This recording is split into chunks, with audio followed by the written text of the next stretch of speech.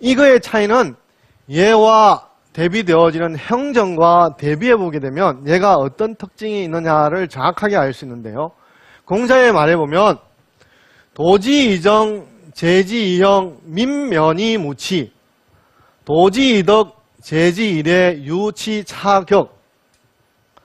행정명령으로 사람들을 이끌어가고, 도라고 하는 게 명사도 되기도 하고 동사로 쓰이기도 합니다. 여기서는 동사가 돼서 이끌어가다, 길을 가다 이런 뜻인데요.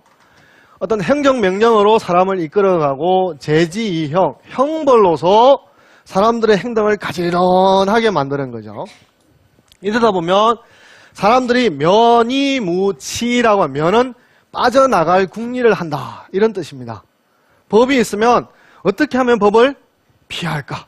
특히 세금 문제가 있으면 합법적으로 어떻게 하면 덜 세금을 낼 수 있을까? 라든지 여러분들이 학교에 다니실 때 선생님이 이런저런 규정을 정하면 어떻게 하는 선생님의 규정을 저촉하지 않고 빠져나갈까? 라는 거죠. 그렇게 하면서 빠져나갈 궁리를 하면서 무치, 부끄러워하지 않다는 거죠. 선생님한테 들통나지 않았다고 친구들끼리 영웅담처럼 이야기를 하고 세금을 안 내고 난 뒤에 나는 비법을 알았다고 다른 사람들에게 통쾌한 듯이 말한다는 거죠. 그러나 덕과 예로 하게 되면 전혀 다른 차이가 발생한다는 거죠. 도지이덕, 제지일에 덕으로서 사람을 이끌어가고 예로서 사람의 행동을 가지런하게 하게 한다면 유치차격. 치라고 하는 것은 앞에 공통되는 건데 부끄러움을 느낀다는 거죠. 아, 내가 그것에 왜 미치지 못했을까? 내가 왜 제대로 하지 못했을까라고 하는 부끄러움을 느끼면서 그 다음에 바로 격이라고 하는 것은 바로 잡다라는 뜻입니다. 처음에 어릴 때 절을 잘하는 사람은 없잖아요. 그죠? 특히 세뱃돈 받을 때 애가 절하는 장면을 보면 어떻습니까? 엉덩이가 더 이렇게 위로 올라오는 거 있지 않습니까? 그죠? 그러면 어른이 엉덩이를 탁 쳐서 내려라고 그러고 마찬가지로 제사할 때도 어설프고 행동이 제대로 되지 않지 않습니까? 그죠? 그러면 그때마다 누가 옆에서 아 그렇게 하지 마 이렇게 일러주지는 않잖아요. 그죠? 자기가 옆에 사람을 눈치껏 쳐다보면서 아 내가 틀렸나 보다. 그럼 어떻게 하죠? 아 내가 어떻게 하면 틀리지 않고 제대로 할 수 있을까라고 하는 거잖아요. 그러면서 바로 잡습니다. 한 번이 안 되면 두 번, 세 번 하다 보면 제대로 다른 사람 하는 행동과 그렇게 차이가 나지 않도록 잘하고 있습니다. 이게 자기 조절 기능, 자기 규제 기능, 사람과 사람 사이에 어떻게 하는 것이 바람직한 것인가에 대해서 누가 일러주는 게 아니라 누구죠? 자기 스스로가 자기를 알아차려서 잘못을 알아차려서 바로잡는 솜씨를 발휘한다는 거죠. 이렇게 보면 우리가 예라고 하는 것에 대해서 여러 가지 생각들이 다릅니다. 뭐 남성 지배 이데올로기다. 그렇죠? 여성에 대해서 피해를 주는 거다. 또는 계급적인 이익을 반영하다. 없다고 저는 말씀드리지는 않습니다. 지금 우리 사회에서 필요한 것은 방금 말씀드린 그런 부정적인 구시대의 예가 필요한 것이 아니라 지금 우리 시대에 맞는 우리 사람 사이에 예가 없어서 불편한 것들, 얘가 어떻게 해야 될지 모르겠어 어정쩡하게 행동하는 것들. 그때 여러분 이런 생각을 하시잖아요. 아, 이런 상황에서 어떻게 하는 거라도 있으면 참 편하겠는데 내가 이런 식으로 다른 사람한테 행동을 했을 때 그 사람이 좋게 생각을 할까? 차라리 뭔가 답이라도 하나 있었으면 이런 생각을 하시잖아요. 그죠? 그게 바로 예가 필요하다는 증거예요. 그런 예라고 하는 것이 시민사회에 어울리는 방식의 예고 앞에 말한 구시대에 사람을 질시시키고 사람을 힘들게 말하고 어떤 사람을 고통스럽게 만드는 예는 지금 다시 회복할 필요는 없는 것이죠.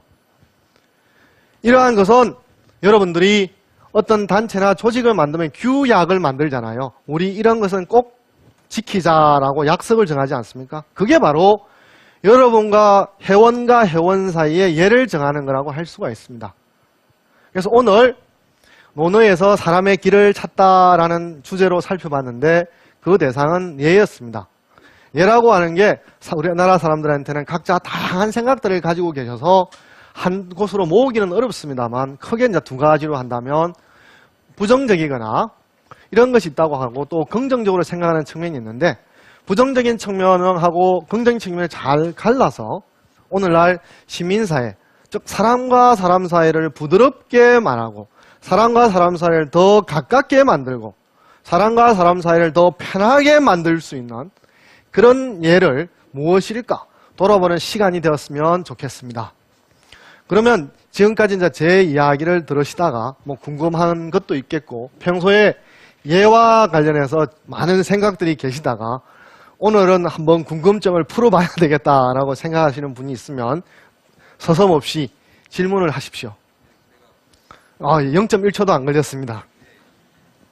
예, 시민사회에서 예를 가능하게 한다는 것이 합리적 기준이라고 아까 말씀을 하셨었어요. 네. 그러면은 지금 이 우리의 지금 현 사회에서 무엇이 예를 가로막는지 그 예. 가로막는 사례를 이제 우리 그 교수님의 입장에서 예. 한 세 가지 정도를 말씀을 좀 해주시면 좋을 것 같고요. 예. 그다음에 그 합리적 기준이라는 것이 예.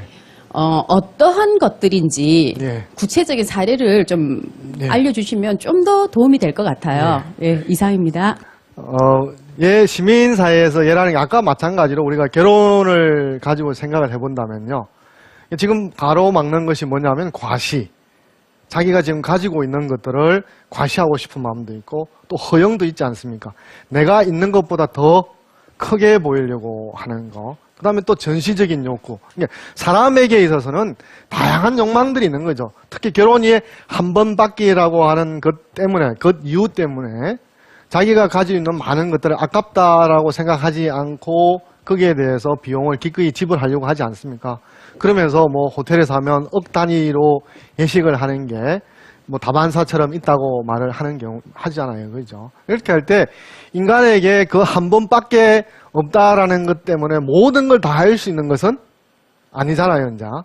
그런 측면에서 우리가 법적으로 너 1억 들여서 결혼식 하지 마 이런 식으로 규제할 수는 없는 거죠. 지금 법에 의해서 그렇게 규정할 수는 없는 거죠. 그러나 이제 예에 의해서는 이 결혼이라고 하는 의미를 돌아보라고 했을 때 어떻게 하는 것이 결혼의 취지와 의미를 잘 살릴 수 있느냐라는 거죠. 전 제사도 마찬가지라고 생각합니다. 옛날에 제사를 지낸다라고 하는 것은 많은 음식을 장만하기 때문에 잔치적인 성격이 있었습니다. 그러니까 지금은 그 많은 음식을 장만해서 잔치처럼 제사를 차릴 필요는 없게 됐잖아요. 그렇죠? 그렇다고 한다면 제사의 의미라고 하는 것은 고인을 추도하는 거라고 한다면 음식은 얼마든지 줄이거나 다르게 바꿀 수가 있다라는 거죠. 그런 측면에서 어떤 기준을 제시할 것인가 할 때 각자 집안마다 그것 때문에 다투고 싸우고 제사를 지내냐 마느냐 이런 불편한 것들이 있는 게 아니라 그런 상황에서 과감하게 이 시대에 맞는 제사는 어떤 것이다. 이 시대에 맞는 사람과 사람 사이에는 어떤 것이다. 이런 걸 정하게 한다면 그건 사람들에게 다 받아들여질 수 있다고 보는 거죠. 그런 측면에서 예라고 하는 게 없는 것이 필요 없는 것이 아니라 지금 이 우리 시민사회에서도 시민사회들이 불편해하고 없기 때문에 불편한 그런 것들을 만든다면 모든 분들에게 혜택이나 편리함이라든지 이런 게 돌아갈 수 있다고 생각합니다. 네, 제가 가장 현실적인 어떤 그 질문을 하나 드리려고 하는데요. 이렇게 사람이 이렇게 살다 보면 이제 싫은 사람들도 있고, 저 같은 경우도 이제 겉으로는 그러지 않지만 그냥 마음속으로 미워하는 학생들이 있을 수도 있고, 미워하는 직장 상사가 있을 수도 있는데, 그런 사람들을 마주할 때 어떻게 해야 하는가에서 필요한 게 예라고 이제 말씀해 주셨잖아요.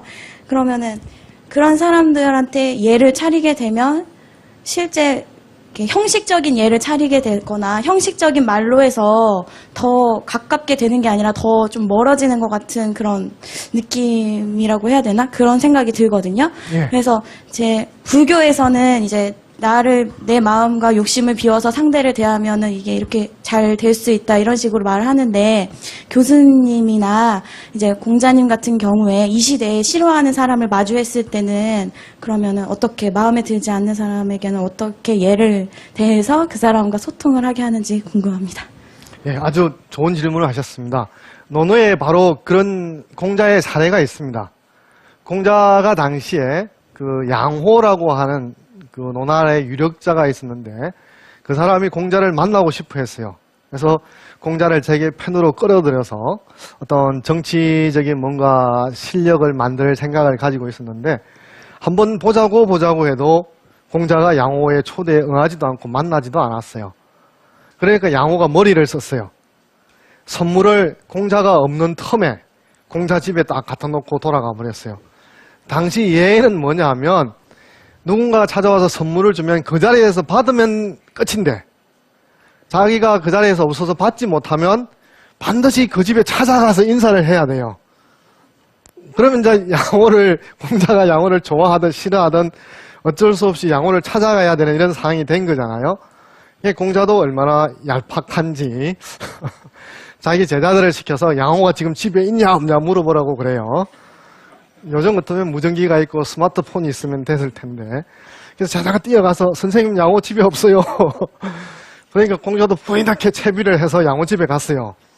근데 앞불사 양호를 길에서 만났어요. 그래서 양호가 한바탕 공자를 훈계를 해요. 막 기회를 찾아서 나라를 구제한다고 그러면서 왜 나를 피하느냐. 그렇게 피하기만 하면 기회가 올 것 같으냐라고 이렇게 말을 하는데 이 무슨 말씀이냐 하면 이 예라고 하는 것이 물론 진심을 담아서 다 해야 되지만 그러나 사람이 진심이 통하는 경우도 있고 또 통하지 않는 경우도 있지 않습니까? 그럼 그 두 개를 어떻게 해야 되냐는 거죠. 그렇게 할 때 공자의 경우에는 예수님이라든지 부처님처럼 똑같이 하라는 거는 공자는 못합니다. 그 두 개는 구분합니다. 진심이 통하는 경우에는 진심대로 하지만 진심이 통하지 않는 사이인데를 진심이 통하는 사람과 같은 방식으로 예를 할 수 없다고 두 개는 구분합니다. 그럼 그렇게 할 때 그러면 자기 싫어하는 사람을 만나면 어떻게 해야 되나? 인사도 하지 말고 돌아도 보지 말라. 그건 아니죠. 그건 공식적으로 사람과 사람 사이에 해야 되는 거 있지 않습니까? 그런 예는 차리라고 말합니다.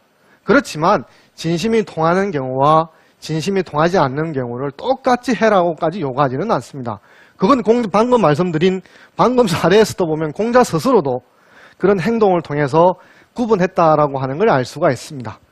오늘 논어 인간의 길을 찾다 예의 시간을 통해서 여러분과 소통하는 시간을 가졌습니다. 고맙습니다.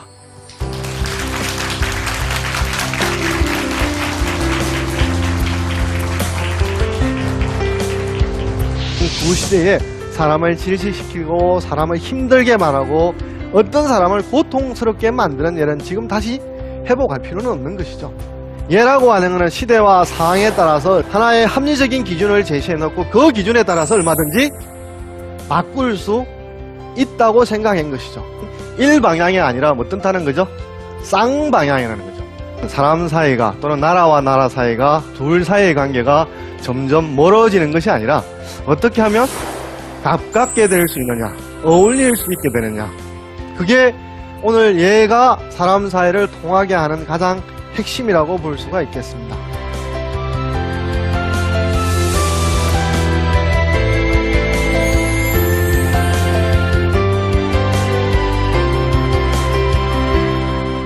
관심이 없던 사람, 관심이 약한 사람을 뭔가 동조를 할 수 있도록 끌어낼 수 있는 최초의 움직임, 신뢰라는 거죠. 민무신분리. 민이 신뢰를 갖지 않게 되면 설 수가 없다. 신뢰는 관계를 이루어 나가는 가장 최초의 출발점 선상에 서 있는 것이죠. 수레와 같은 신뢰. 결국 수레가 말과 수레가 이어지는 것처럼 사람과 사람 사이를 이어주는 게 신뢰라고 보는 것이죠.